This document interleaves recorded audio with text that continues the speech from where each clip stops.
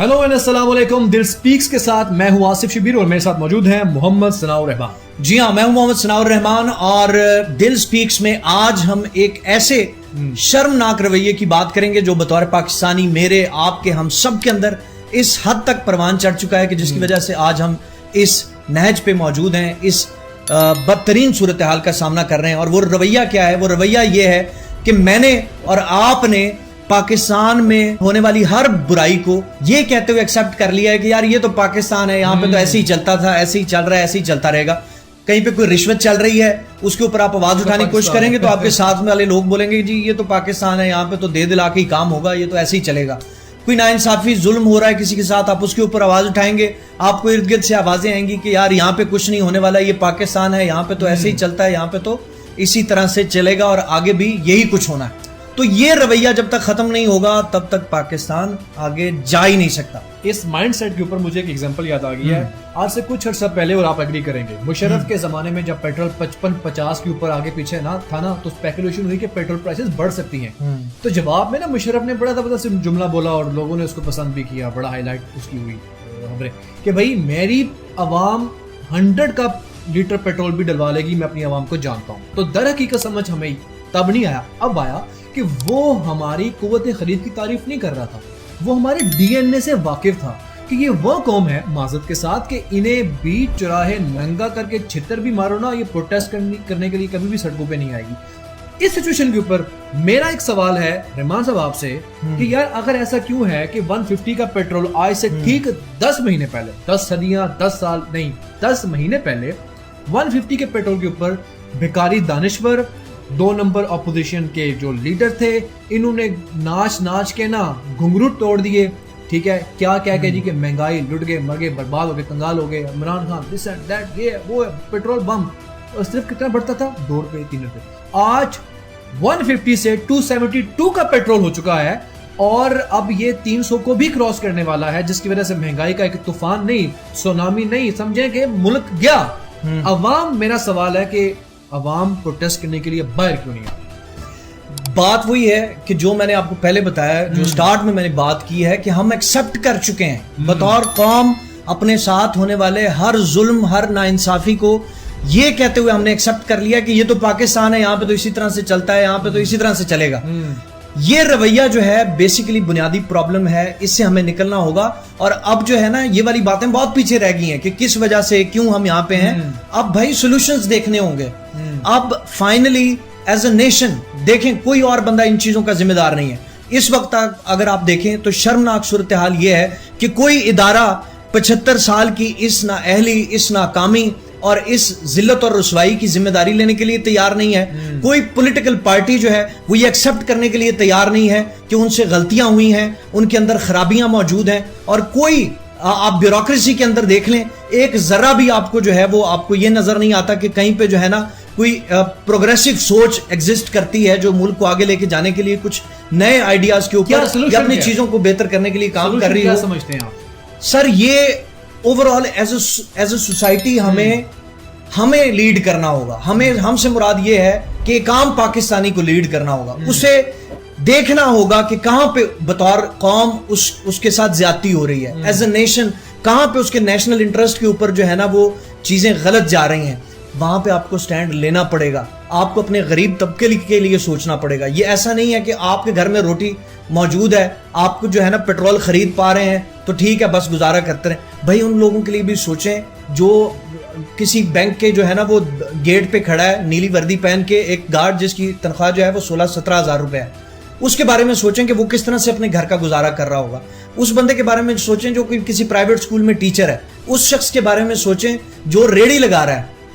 और मेजॉरिटी पाकिस्तानी ऐसे हैं। और हमें जो है जहां कहीं पे आपको लगता है एज ए पाकिस्तानी कि ये गलत हो रहा है, आप बाहर निकलें। और अगर आप बाहर नहीं निकल पा रहे, एटलीस्ट उसके ऊपर आवाज उठाएं, ताकि ये जो पॉलिटिकल पार्टीज हैं, जो ये सियासी रहनुमा बने हुए हैं हमारे, जो हमारे सरों पे मुसल्लत हैं, सवार हो गए हो हमारे ऊपर, पता नहीं किस तरह का एक, कहते हैं कौमों के ऊपर अजाब आते हैं जब वो बुराइयां करते हैं। मेरे ख्याल से ये हमारे ऊपर ये अजाब, ये सियासी रहनुमाओं की शक्लों में हमें अजाब मिल गए। रहनुमा कहना तौहीन है, सियासी गिद्दे हैं जो हमें नोच रही है और भी कह रही है एक मौका और दो सानू।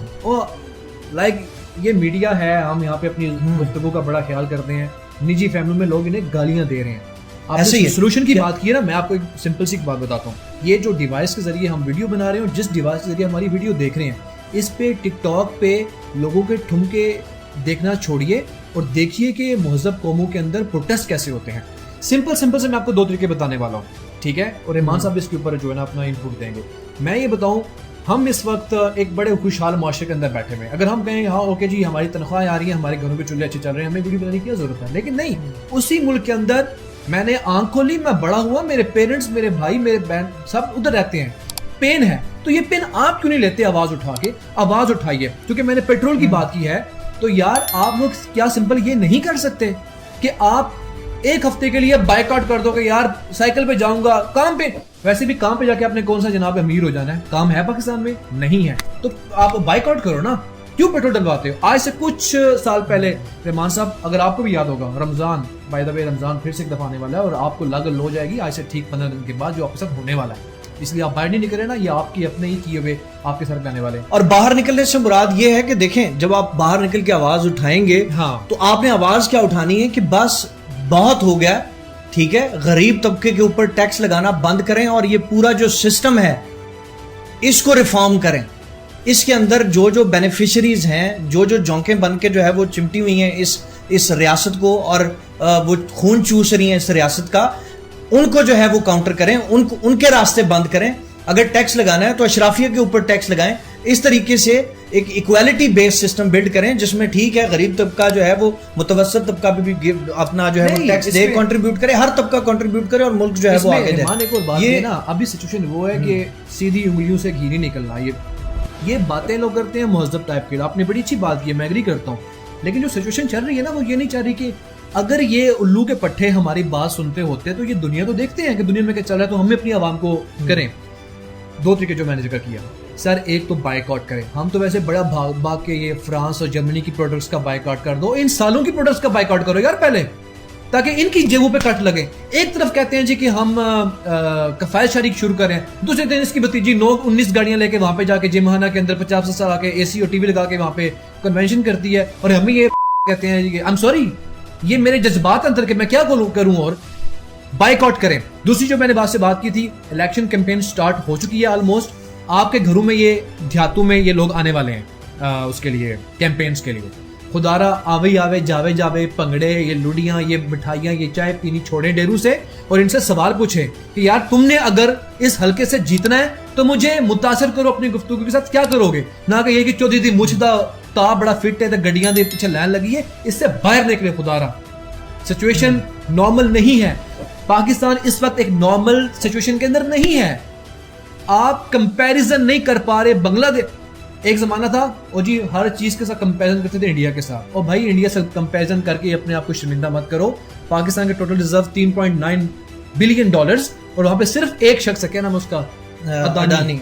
उस अकेले इंडिविजुअल के रिजर्व्स $160 बिलियन से कहीं ज्यादा है, यानी कि स्टेट वर्सेस इंडिविजुअल, और कहते हो जी कि हम जिंदा कौम है।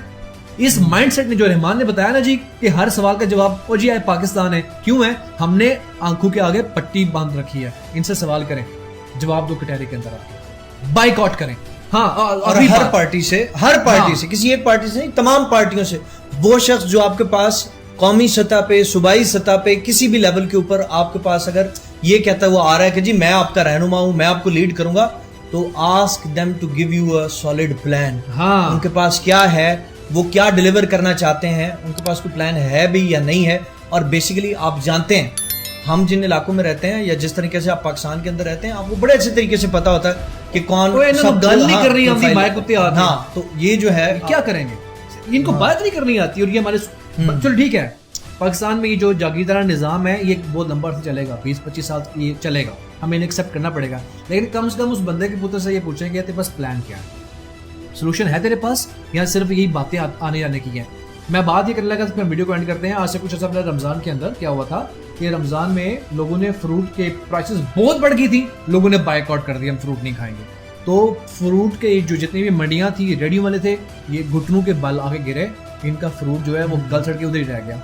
यार आप भी करो, कम से कम पेट्रोल पे बायकॉट करो, चीज़ों पे बायकॉट करो, तो ये स्टैंड लेना सीखें। लो यार, और रमजान आ रहा है, मेरे ख्याल से ये रमजान अच्छा मौका है कि अगर इस बार दोबारा से, जो कि होना ही होना है, ये कोई मेरे ख्याल से कोई ऐसा इनकलाब तो पाकिस्तान में आया नहीं कि हमारे ताजरों के अंदर जो है ना वो कोई कह लें कि किसी तरीके से वो कह लें एहसास पैदा हो गया हो। उनका सीजन नहीं, होता है, उनका सीजन नहीं है, वो लगाएंगे। तो उसका बेहतरीन हल ये है कि इस बार आप जो है आवाज़ उठाएं और हर उस चीज़ के खिलाफ एहतजाज करें, बाइकआउट करें जो आपके मफादात के खिलाफ है, बतौर शहरी और बतौर एक पाकिस्तानी के। यस, वीडियो के बारे में आपके हमें फीडबैक का इंतजार रहेगा। दिल स्पीक्स को फॉलो कीजिएगा, सब्सक्राइब कीजिए, लाइक कीजिए, अपने कमेंट से ज़रूर बताइएगा ताकि हमें आइडिया हो सके कि हमारी बातों से आप अग्री भी कर रहे हैं या हमें मजीद अपने व्यू को मजीद बेहतर करने की ज़रूरत है। एनीवेज, आपसे मुलाकात होगी फिर नेक्स्ट वीडियो में। अपना ख्याल रखिएगा। अल्लाह हाफ़िज़।